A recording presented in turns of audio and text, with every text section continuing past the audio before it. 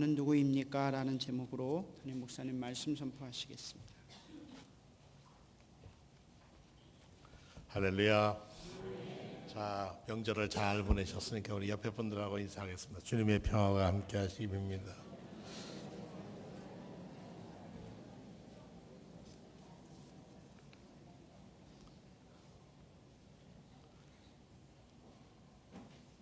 오늘 우리 찬양대가 해주신 평화를 내려주소서 하는 이 찬양은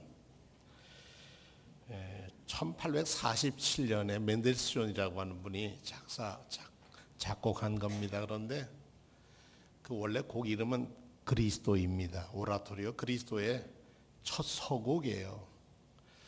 예수님이 이 땅에 탄생하셨다 하는 얘기가 시작이 아니라 첫 시작의 곡을 마틴 루터는 1517년 1483년부터 사신 분이니까 종교 개혁을 하면서 그분이 썼던 기도문이 있었어요. 그 기도문의 이름이 다파쳔에서 평화라고 하는 기도를 써놓은 게 있었는데, 이 멘델스존이 이 작품을 쓰면서 그리스도의 삶을 어떻게 쓸까 하다가 맨 앞에 서곡으로 넣은 것이 주여 이 시간 우리에게 평화를 내려주소서. 주님만이 우리를 이 세상 이 대적 속에서 종교개혁을 하면서 여러 가지 종교개혁이 하루아침에 안정된 게 아니었거든요.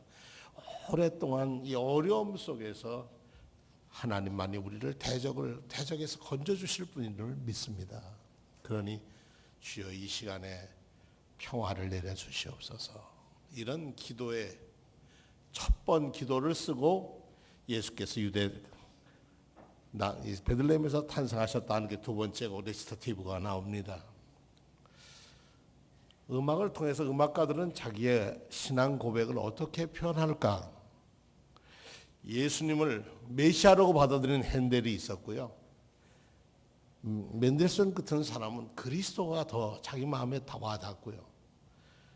바하라는 사람은 예수께서 왜 고난을 당하셨는가? 그 고난을 마태복음을 읽으면서 그가 맞아들였습니다. 이렇게 각자가 은혜 받는 게 다릅니다. 여러분들이 성경 읽으면서 읽을 때마다 마태복음에서도 은혜를 받고 또 요한계시록에서도 은혜를 받듯이 그 시대에 하나님의 주시는 말씀은 살아계셔서 그 말씀을 받아들이는 이들에게 하나님은 다파쳔 평화를 내려주시는 그런 분입니다. 지난주에 악보를 구해서 드렸는데 오늘 찬양을 했어요. 얼마나 감사한지 몰라요. 우리 임마누엘 찬양대 수준이 이 정도 됩니다. 참 기쁨을 갖고 오늘 설교의 말씀을 드립니다. 우리는 하나님을 믿습니다. 그리고 예수님을 그리스도, 우리를 구원해 주신 메시아라고 믿습니다. 그리고 그 메시아가 지금은 우리 곁에 계시지 않지만 그 옆에 계시기 위해 약속하신 성령께서 우리와 보혜사 성령께서 우리를 돌보아 주시고 인도하시고 선악이 무엇인지를 분별하게 하시는 그분이 늘 우리와 함께 계심을 믿습니다. 이것을 우리는 신앙 고백이라고 합니다. 우리는 하나님을 창조주 하나님으로 믿을 뿐더러 그냥 이런 어무한 하나님만이 아니라 저희의 아버지가 되시는 하나님, 인격적인 하나님으로 믿습니다. 이것이 우리 기독교가 가지고 있는 신관, 하나님에 대한 두 개의 차이입니다. 두 개의 개념입니다. 한 기둥은 하나님은 천지창조하시는 무소불능하신 하나님이시다고.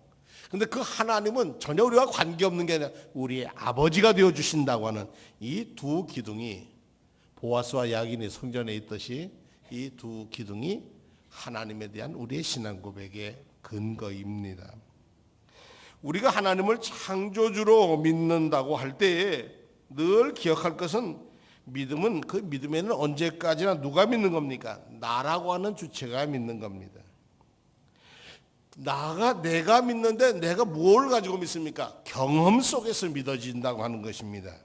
다시 말해서 내가 하나님을 믿되 천지를 지으신 하나님으로 체험해서 믿게 되었다는 고백이 있어야 한다는 말입니다. 언제 당신은 하나님과 만났습니까? 그렇게 만났을 때 여러분은 뭐라고 나는 아버지로 만났어요. 그럴 수 있죠. 저는 제 어려울 때 정말 불가능할 때 가능케 하신 하나님을 만났습니다. 그렇죠. 각자가 하나님을 만나는데 이 두 기둥 속에서 만납니다. 창세기 1장과 2장에 기록된 이 창조의 고백 속에서 사람은 어떻게 이 땅에 존재하고 있는가를 일러주고 있습니다. 그래서 이 신앙의 체험의 가장 중심부에 뭐가 있느냐? 하나님이 계시다는 것. 이것이 있기에 오늘 여러분은 이 자리에 계신 겁니다.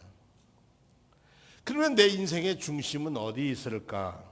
이렇게 하나님을 창조주로 고백하고 하나님과 관계를 제대로 이어진다면 비로소 아하, 하나님이 하셨구나 하는 걸 알고 우리는 무릎을 꿇게 됩니다.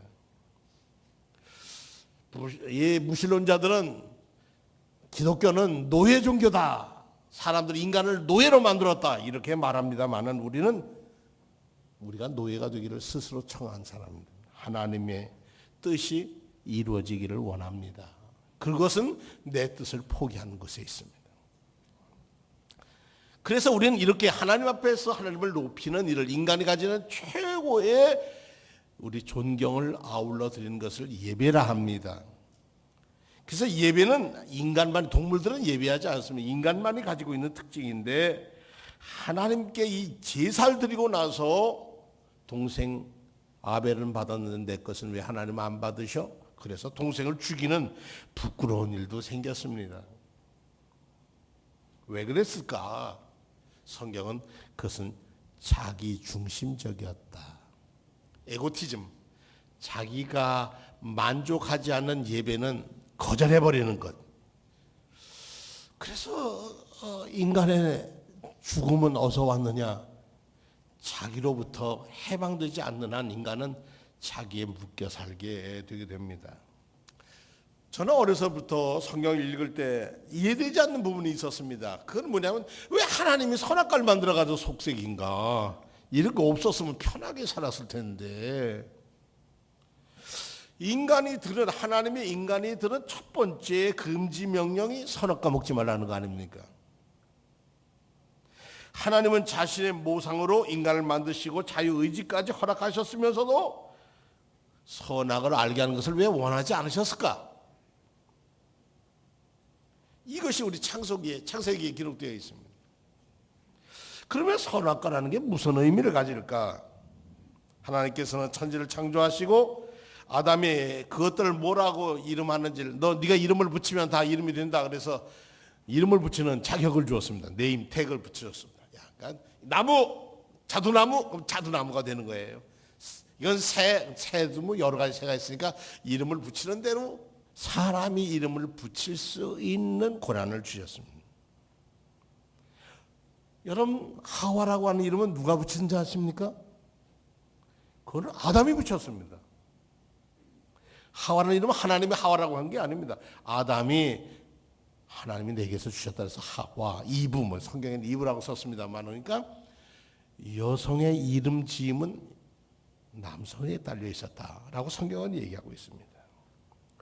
창세기 3장에 넘어와 보면 선악과를 먹고서 아담과 하와 눈이 밝아졌다고 되어 있습니다. 그리고 22절에는 보면 하나님께서 보아라, 이 사람이 우리 가운데서 하나처럼 선과 악을 알게 됐다. 하나님이 그렇게 걱정합니다. 선악과가 상징하는 것은 인간의 추상적인 악과 선, 옳고 그름, 언어, 개념, 그런 범주를 인간들이 갖게 되었다는 거예요. 이 말이라고 하는 거 있지 않습니까? 언어라고 하는 개념은 우리가 세상을 바라보게 하는 틀을 만들어 줍니다. 이 말이 참 중요합니다. 우리가 어렸을 때 학교 다닐 때만 해도 요즘 참 부끄러운 말 중에 하나가 뭡니까? 성희롱이란 말이 요즘은 아주 부끄러운 말 아닙니까? 그런 단어가 없었어요, 별로. 그때는 선생님이 엉덩이 한번 툭 차도 괜찮았었고 어깨에 이렇게 잡아도 괜찮았어요. 그러나 이 단어 성희롱이라고 하는 단어가 생긴 이후에는 그런 행동은 용납되지 않습니다. 왜냐하면 말이 생긴 이후에는 그 틀에 맞춰야 살아야 돼요. 그러니까 우리 성도님들이, 우리 교회는 참 오래된 교회니까 저거 콜리기 때부터 봤는데 아이고 이쁘다. 그리고 젊은 아이들 손 잡는다든지 어깨 나누면 큰일 나는 거예요, 이거는요. 왜냐? 요즘 아이들은 무슨 범주를 어른들의 말의 틀과 아이들의 요즘의 틀이 다르기 때문에요. 그러니까 다른 틀에 가서 부딪히면 그건 갈등이 생기고 거기 생기면 충돌이 생깁니다. 그러니까 우리 아버지나 할아버지들의 이 생각과 아이들의 생각이 충돌될 때는 어디에 맞춰야 하느냐? 틀은 새 틀에 맞춰야 합니다. 왜냐하면 이 땅의 언어가 그렇게 되어 있기 때문에 그렇습니다. 제 친구가 미국을 갔다가 아들내미가 속을 새기는 거예요. 너 왜 이렇게 학교 다니고들이 속 새기냐 그랬더니 자기는 친구들이 그 뭐 대마초인가 그런 것도 피우고 뭐 또 그럴 때 자기는 거기 안 가는 거예요. 술하고 담배는 근처도 안 가니까 학교에서 왕따를 하는 거예요. 아니 운동도 잘하고 잘하는데. 그런데 이 친구가 한 번은 하도 하다가 좀 뭘 마시고 들어왔던가 봐요. 그러니까 아버지가 되게 이거 뭐 있을 수 없는 일이 벌어지니까 아버지가 골방에 넣고 한 방 딱 하고 때렸단 말입니다. 그랬더니 당장 911 전화 딱 걸어서 신고했어. 그래서 아버지를 와서 수갑을 채워서 끌고 갔어요.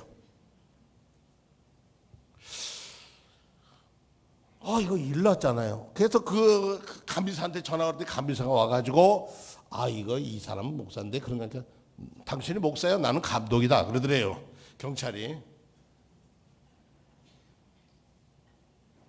그래서 뭐 하여튼 벌금 물고 이거 세상이 그래요. 미국이라는 틀의 가치관의 틀과 우리 틀이 다릅니다. 뭐 옛날에 할머니들 어린아이들 뭐 꽃이 이쁘다 만지면 큰 성희롱이 뭐 이건 뭐 있을 수도 없는 있어서도 안 될 그런 세상. 요즘도 우리나라가 그렇게 간다는 얘기입니다. 선악과라고 하는 것은 이 선악과라고 하는 걸로 인해서 인간은 틀 안에 갇히게 됐다는 얘기입니다.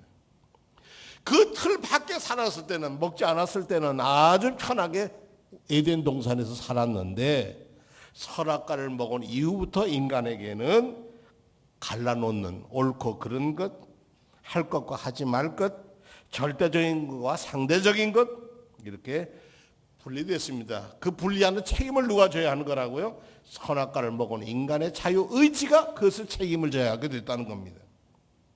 아담이 혼자 있을 때는 도덕성이라는 거 선악의 개념은 필요 없었습니다. 그거 무슨 관계가 있습니까? 아무 관계가 없었어요. 그러나 함께 살기 위해서는 질서가 필요하고 협동이 필요합니다. 사회가 바로 인간에게 도덕을 부여해주는 원천이라고 하는 학자도 있습니다만 어쨌든 인간 사회가 잘 유지하려면 도덕이 서 있어야 합니다. 선이 무엇이냐? 그것은 그 공동체의 유익이 되느냐 안 되느냐를 따집니다. 히랍 사람들은 인간의 능력을 극대화하는 수월성이 가장 최고의 선이라고 했습니다. 19세기 오면 공리주의자는 최대인의 최대 행복이 최대 다수의 최대 행복이 이것이 선이라고 그랬습니다. 그런데 그렇습니까? 그렇지 않습니다. 선에 속하는 것이 믿음, 사랑, 비움, 행복 이런 것일까요? 그러나 우리가 이런 것을 실천하고 공동체가 함께 추구해 나가야 하려면 어떻게 하느냐? 강요할 수가 없다는 겁니다.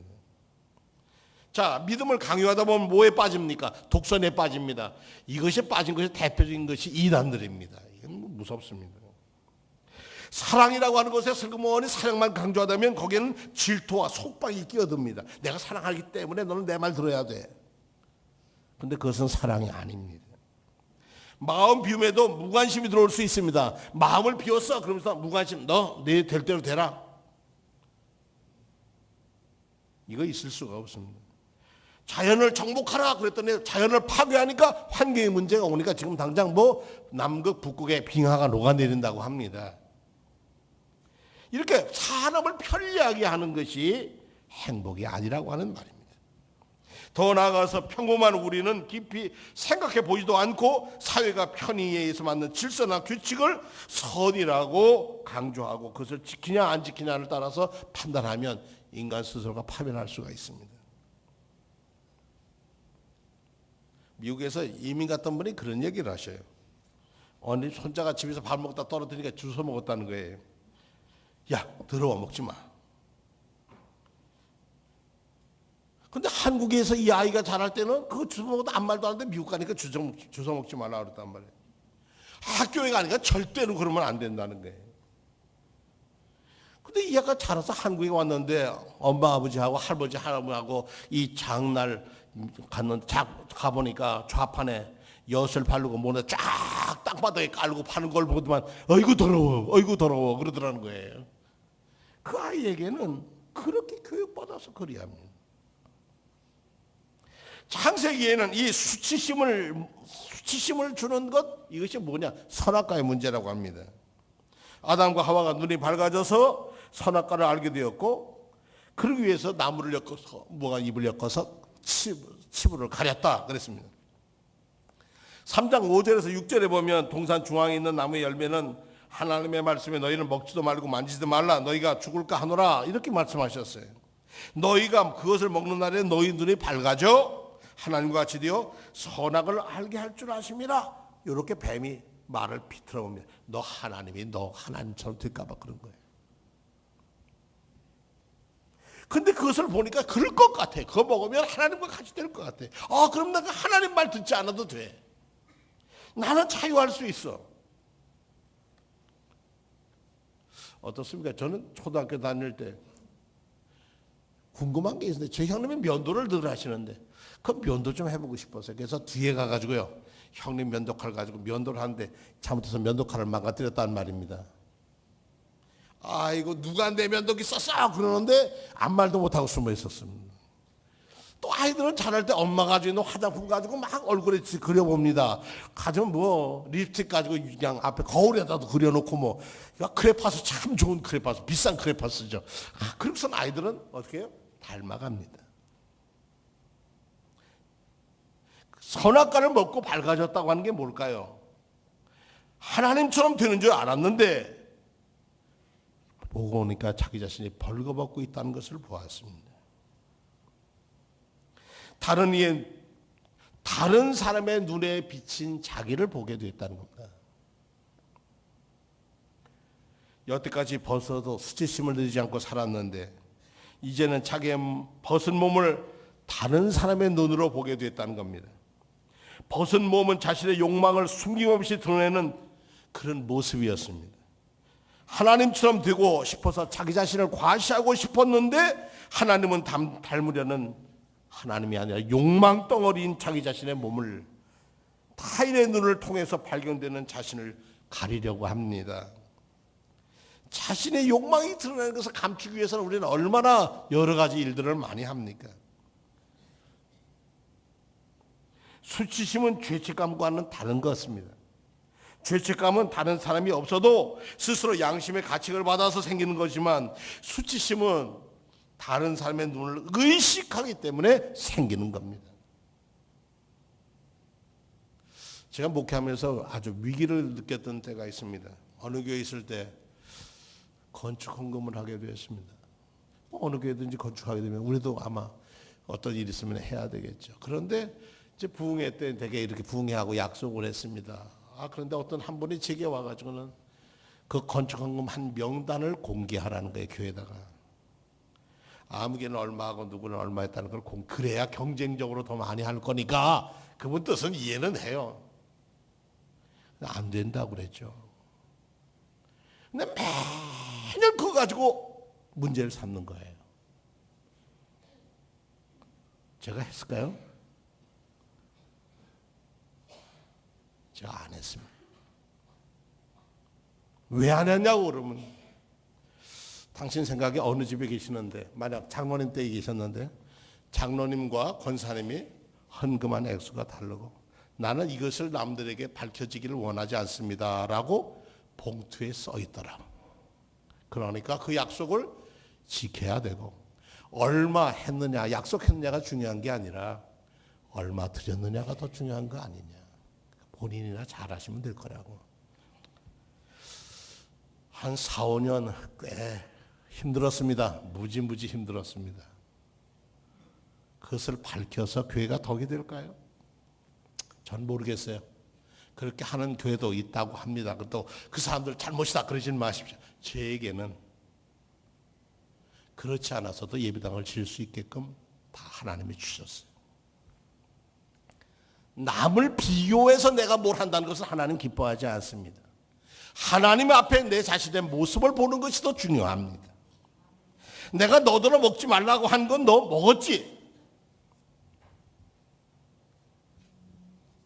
그런데도 아담은 크게 자기가 먹었어요. 하나님 잘못했어요. 이러지 않고 핑계를 대는 거예요. 제가요. 그런 게 아니라 당신이 만들어준 그 여자 있잖아요. 아담이 하와 그 사람이 먹으라 그러니까 내가 먹었어요. 나는 뭐 먹고 싶은 의지가 없었는데 이런 거죠. 그러니까 자기는 피해 나가는 거죠. 그런데 여러분 하나님 앞에서는 그 누구도 피해갈 길이 없어요. 그걸 아셔야 돼요. 성경은 우리에게 하나님 앞에서 그 누구도 피할 수가 없습니다. 선악과를 먹은 아담의 후예들은 어떡합니까? 외모를 가꾸고 남에게 보이기 위해서 얼마나 많은 것을 쓰는지 모릅니다. 제일 남에게 보이기 위해서 화장품이라는 것도 있죠. 남의 옷이라는 것도 있죠. 집이라는 것도 있죠. 명예라는 것도 있죠. 뭐 이런 것들이 뭡니까? 자기를 나타내야만 자가 행복한 줄 아는 선악과를 먹은 후예들의 모습이라고 하는 것입니다. 자, 말씀을 좀 마무리해야 할 것 같습니다. 예수께서도 율법학자와 바리새들을 책망했습니다. 위선자들아 너에게 화가 있다. 너희는 사람을 들어오지도 못하고 하늘 문을 닫고 있다. 너희는 자기가 들어가지도 않고 들어가려고 하는 사람도 들어가지 못하게 막고 있구나. 바리새인과 서기관과 장로들이 제일 미워했던 문제가 뭔지합니까? 예수께서 가난하고 버림받은 사람들. 저 사람들은 죄인이야. 우리의 가치 판단은 저 사람들은 어떻게 성전에 들어와서 그냥 감히 고개를 들어. 그런 사람들을 사람 되게 하셨다는 겁니다. 그들도 하나님의 자녀라고 안아주시고 고쳐주시고 세워주시고 새 힘을 주셨다는 것입니다. 오늘 추석 지나고 오늘 참 좀 감사한 게 있습니다. 이 자리에 함께 오랫동안 못했던 분들이 저희가 참 뭐 힘든 몸을 가지고도 이 자리에 와서 앉아 계시다는 거예요. 제 눈엔 세 분이 보이는데 얼마나 반갑고 고마운지 몰라요. 세상 사람들은 잊혀져가는 자기 자신의 모습 속에서 아직까지도 힘들지만 내가 하나님 앞에 나아가리라. 그것을 보시고 주님은 그들에게 치유의 손길로 붙들어 세워주실 줄로 믿습니다.